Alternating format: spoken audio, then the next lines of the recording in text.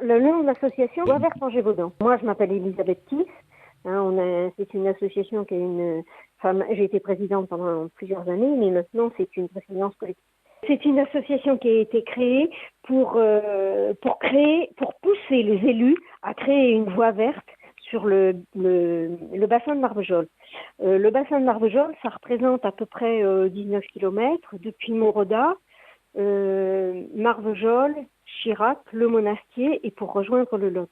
Alors l'objectif, ça a été au départ pour les gens qui habitaient ici, pour leur permettre de se déplacer autrement qu'en voiture, par des modes de déplacement doux, c'est-à-dire aussi bien le vélo, la marche à pied, mais aussi on pensait aux personnes handicapées, puisque ici il y a pas mal de personnes à mobilité réduite, qui puissent l'utiliser, les jeunes en roller, enfin tout ce qui est non motorisé.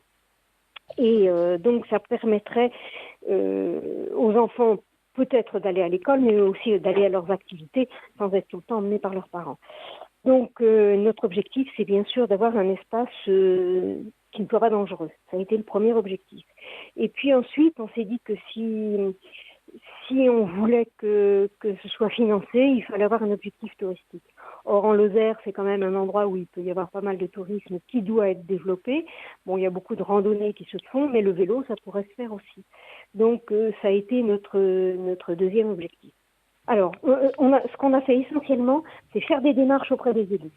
On est allé voir tous les maires de la communauté de communes, on est allé voir le député, puisqu'il n'y en a qu'un en Lozère, on est allé voir les conseillers généraux avant et départementaux maintenant, et on a des contacts fréquents avec eux. C'est-à-dire les voies vertes, dans le coin, ils savent ce que c'est, parce qu'on les mobilise.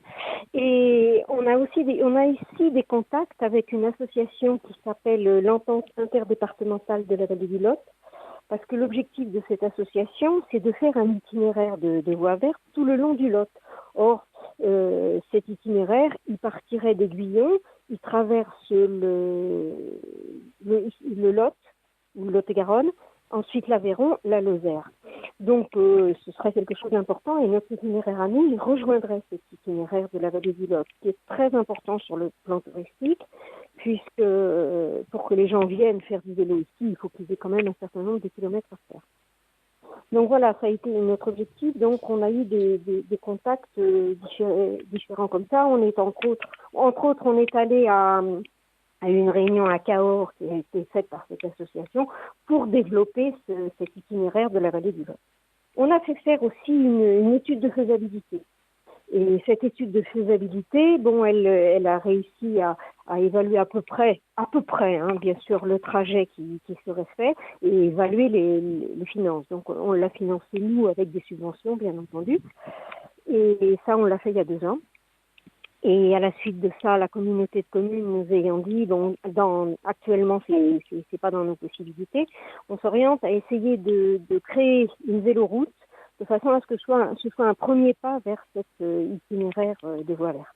Là, actuellement, on est en train d'essayer de créer cette véloroute, parce que le problème, c'est que c'est pas nous qui allons les financer. Nous, évidemment, on n'a pas d'argent, donc il faut que ce soit les communes, la communauté de communes, le département qui le finance.